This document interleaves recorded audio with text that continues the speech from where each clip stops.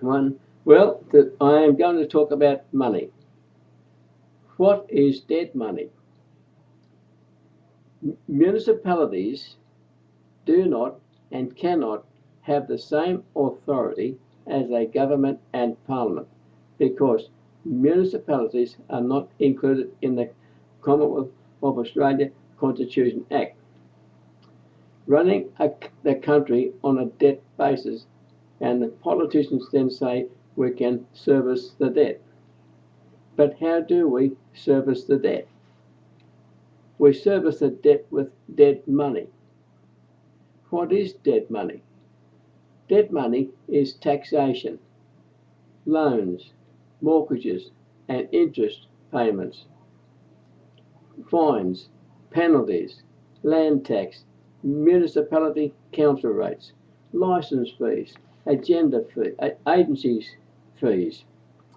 This expense is money paid by most individuals, businesses, and farmers. This is the first part of inflation and has nothing to do with normal expenses.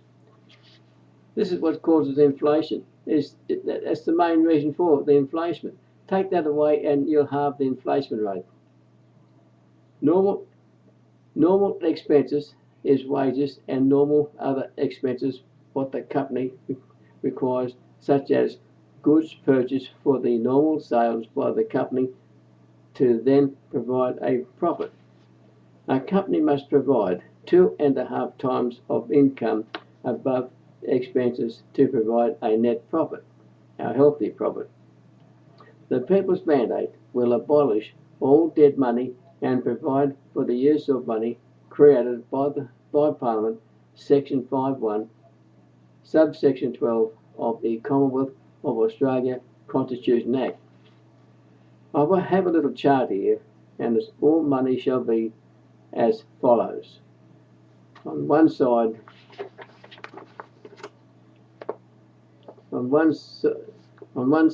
you have the deposits, and here you have the expenses.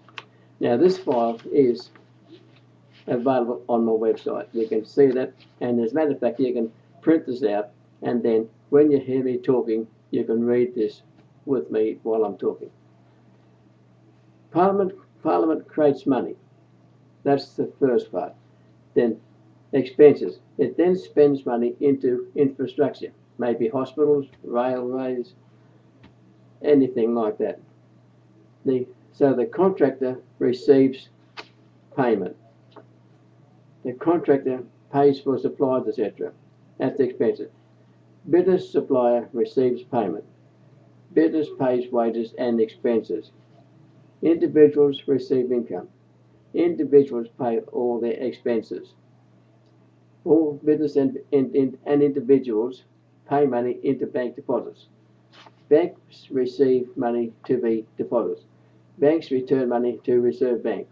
Reserve Bank receives money, returns money to Treasury. Treasury receives money and recycles money into infrastructure. So it just goes round and round and round. That's how it should be. And all done on a bartering system. I would like to start a new government and parliament. And this would be one of the things I would be doing. Plus, I do have the draft or update of the Constitution as well to go along, where the Queen has been replaced by the people. So we'll have a Governor General elected by a referendum by the people. Here is a bit about the Reserve Bank and what it does. Rather surprising on how these things develop. Reserve Bank and dead money. The Royal Australian Mint sells the coins to the Reserve Bank of Australia, RBA, and the RBA completed the introduction of new cash distribution arrangements. This involved the purchase by commercial banks of working stocks of notes and coin, which previously had been owned by the RBA, but held in note and coin pools operated by armoured car companies. Because commercial banks must purchase stocks of currency for full value, the result of this change in arrangements is that the RBA's balance sheet and profits are higher. When banks purchase currency, the RBA invests the resulting funds in interest-bearing assets. How nice of them. The Reserve Bank manages the amount of exchange settlement funds available to banks by buying securities to increase or selling securities to reduce the supply of such funds. The bulk of the Reserve Bank's operations to implement policy are in repurchase agreements, while outright purchases of or sales of securities for liquidity management are most efficiently conducted in stock of less than 1 year to maturity.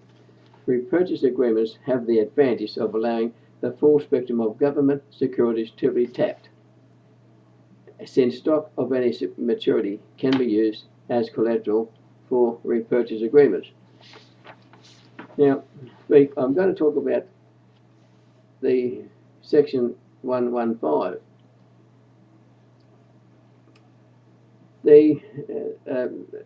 A state shall not coin money nor make anything but gold and silver coin a legal tender